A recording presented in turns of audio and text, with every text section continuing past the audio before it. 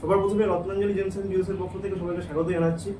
আজকে আমাদের মাঝে আবার এসেছেন স্যার শ্রী প্রিয়ম কুমার শাস্ত্রী।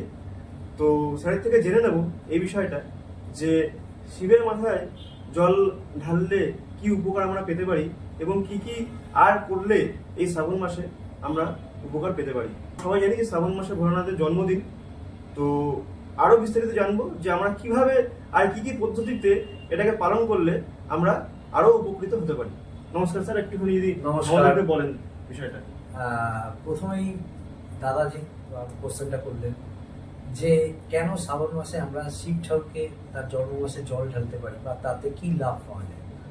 প্রথমত আমি একটা কথা বলি, দেখুন আমাদের সবসময় চার্ট অ্যানালাইসিস করলে হবে না, তার কারণ তার উপরও হচ্ছে সত্য ভগবান মহেশ্বর, অর্থাৎ ব্রহ্মা বিষ্ণু মহেশ্বর হচ্ছে সর্বশক্তিমান। তাদের উপর ভিত্তি করে আমরা আজকে এখানে আছি। তারা হচ্ছে এক একটা শক্তি, সেই শক্তির ঊর্জাকে আমরা শক্তির ঊর্জাকে সবসময় আমরা আলিঙ্গন করি এবং সেই শক্তির ঊর্জাটাকে পাওয়ার চেষ্টা করি। তার জন্য শক্তির ঊর্জাটাকে আমরা পুজো করে থাকি, যাতে আমরা তার শক্তির কিছুটা অংশ আমরা পেয়ে থাকি। তো শ্রাবণ মাস হচ্ছে সেই বিশেষ দিন, যে দিনে বাবা ভোলা মহেশ্বরকে কিছু কিছু জিনিস অর্পণ করলে খুব আমাদের জীবনে সুখ লাভ, সমৃদ্ধি, অর্থনৈতিক অভাব এবং বিবাহিত দিক, সব দিক থেকে আমরা ভালো থাকতে পারি। দেখুন একটা কথা আমি বলতে পারি, সেটা হচ্ছে শ্রাবণ মাসে বাবা ভোলেনাথ অর্থাৎ বাবা মহেশ্বর, ভোলা মহেশ্বরের কিছু কিছু দিক রয়েছে, যে দিকগুলো আমরা যদি তাকে অভিষেক করতে পারি তাতে দেখবেন খুব ভালো একটা ফল লাভ হবে, খুব ভালো ফল পাওয়া যাবে। তো প্রথমত দাদা যে প্রশ্নটা আমাকে করলো যে আমরা কেনই বা শ্রাবণ মাসে শিবের মাথায় জল ঢালি, তাহলে কি অন্য বার ঢাললে হবে না বা অন্য কোনো মাসে ঢাললে হবে না? তাহলে আমরা কেনই শ্রাবণ মাসকে বেছে নিই?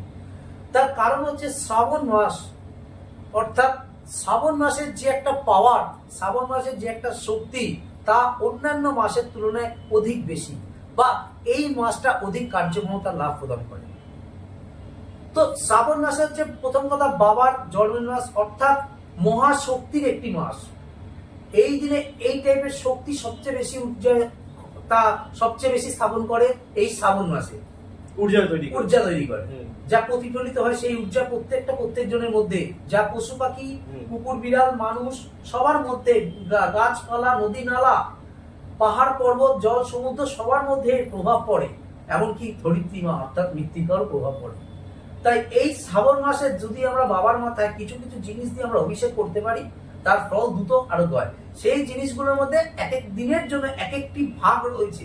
সেটা যদি আমাদেরকে বলেন। দেখুন প্রথম কথা হচ্ছে শ্রাবণ মাসের প্রথম সোমবার।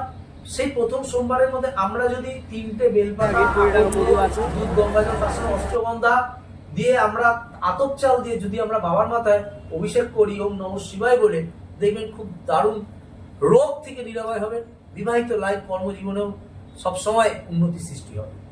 দ্বিতীয় সোমবারে আমরা যেটা করবো সেটা হচ্ছে দুধ গঙ্গা জলের পাশাপাশি আকন্দের পাশাপাশি ধুতরা ফুল, ধুতরা ফল, এবং যদি আমরা আতর দিয়ে, যদি দুধ আর আতর এবং গঙ্গা জল দিয়ে মিশিয়ে যদি অভিষেক করি, তার ফলে আমাদের কিন্তু বিশাল বড় সাফল্যের একটা দিক আসবে, কর্মজীবনে উন্নতি হবে এবং কর্মে যে বাধাগুলো আসছে সেই বাধাগুলো কাটবে।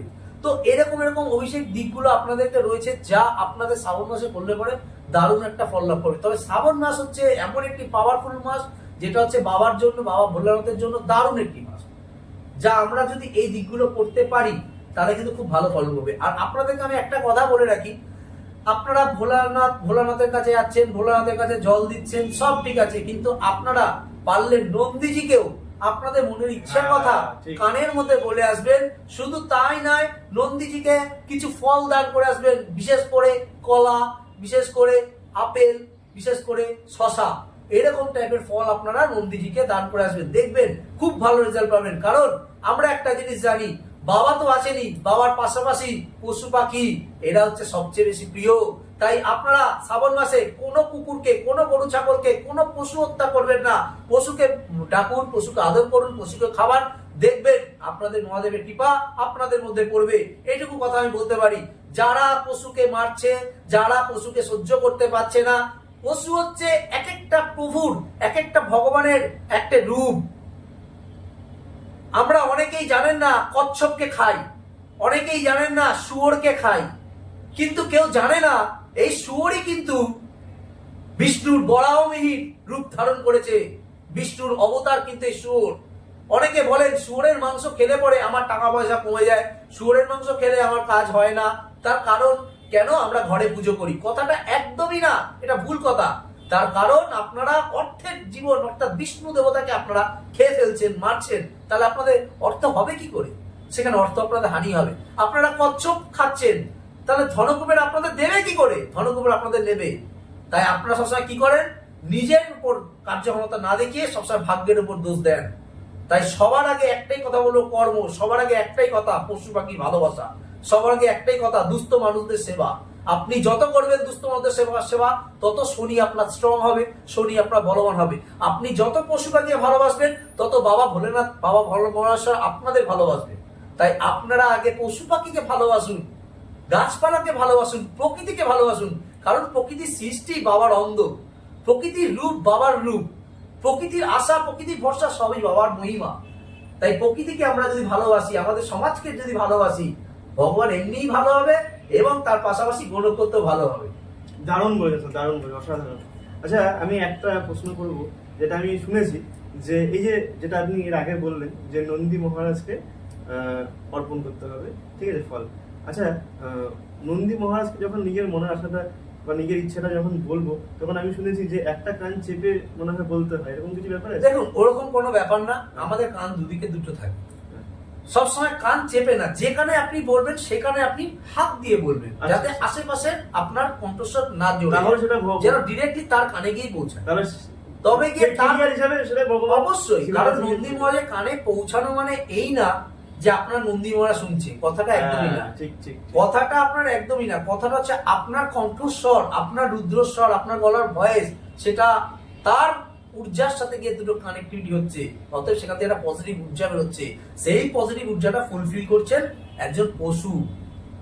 তাই আমরা চেষ্টা করব সমস্ত পশুকেই যেতে ভালো। তার মানে এই কথাটা কিন্তু একদম মিলে গেল যে ভোলানাথের যেরকম হচ্ছে বাহক নন্দী মহারাজ, অর্থাৎ পশুকে যদি আমরা ওভারকাম করে আমরা ডিরেক্টলি ভগবানকে পেতে চাই, তাহলে সেটা কিন্তু কোনোদিনই পসিবল না। ঠিক আছে, আমাদেরকে প্রথমে তাদের ভালোবাসা আছে সেটা অর্জন করতে গেলে কিন্তু পশু পাখিকে আগে ভালোবাসতে হবে, তবেই কিন্তু আমরা ভগবানের আশীর্বাদ পেতে পারি। না হলে কিন্তু অযথা শুধুমাত্র ওই ভগবানকে ডিরেক্ট পুজো করে কিন্তু। আমি একটা কথা বলতে, দেখবে তুমি অনেক ক্ষেত্রে আছে বিশাল বড় বাড়ি, ঠাকুরের খুব পুজো করে, বাবা মাকে দেখে না। অনেকেই আছে। বিদ্যাশা পাঠিয়ে দিল বাবা। আমি এই আগে কিছুদিন আগে আমি জলপাইগুড়ি গেছিলাম, জলপাইগুড়িতে দেখছিলাম তার বিলাসবহুল বাড়ি, বাবা মা থাকে একটি বনে, তার কি ঘর? খড়ের ঘর। কি অবস্থা, কি খারাপ। তাহলে সে বাড়ি করেছে, তার বাড়িতে বিশাল বড় মন্দির, সে বাস্তু দেখাচ্ছে। কিন্তু তার যখন আমি জিজ্ঞাসা করলাম আপনার বাবা মা কোথায়, বলছে বাবা মা একটু দূরে রাখা। আর কোথায়? বৃদ্ধাশ্রমে। বলছে না, একটা জায়গায়। তো যখন আমি জোর করি তখন আমি, সে বললো সরি, বনে রাখা। এবং পাড়া প্রতিবেশী বলছে ওনার বাবা মাকে বনে রেখে দেয়, সেখানে একটি ঝুপড়ির মতো ঘর, খড়কুটোর ঘর, সেই ঘরে থাকে। তো আমি মনে করি পুজো যতই করুক মানুষ বা বিলাসবহুল যতই বাড়িতে থাকে, অবশ্যই পেতে হবে। কারণ বাবা মাকে জানতে হবে, বাবা হচ্ছে গিয়ে রবি, মা হচ্ছে গিয়ে চন্দ্র। আমাদের জানতে হবে যে বাবা মার প্রভাব কি। বাবা মার প্রভাব হচ্ছে বাবার পিতার প্রভাব অর্থাৎ রবি, মাতার প্রভাব অর্থাৎ চন্দ্র, আর টোটাল মিলিয়ে শনি মানে কর্ম। তাই তোমার কর্ম ভালো করবে তো শনি তুঙ্গস্থ হবে, তোমার পিতাকে ভালোবাসবে, তোমার রবি তুঙ্গস্থ হবে, তোমার মাতাকে ভালোবাসবে, তোমার চন্দ্রকে তুঙ্গস্থ হবে। তা তুমি যদি কাউকেই না ভালোবেসে নিজে যদি সবসময় ভগবান ভগবান করো, ভগবান কখনোই তোমায় দেখবে না। তাই সবার আগে বাবা মা, সেই সবচেয়ে বড় ভগবান, তারপরে ভগবান। একদম একদম। অনেক ধন্যবাদ স্যার, আপনি এসেছেন, আমাদেরকে আলোর দিশা দেখালেন, অনেক কিছু আজকে জানলাম, বুঝলাম, আর শ্রাবণ মাসের কতটা গুরুত্ব সেটাও কিন্তু জানলাম। তো আজকে এখানে শেষ করছি, সবাই ভালো থাকবেন স্যার, অনেক ধন্যবাদ। ধন্যবাদ আপনাদের, ভালো থাকবেন।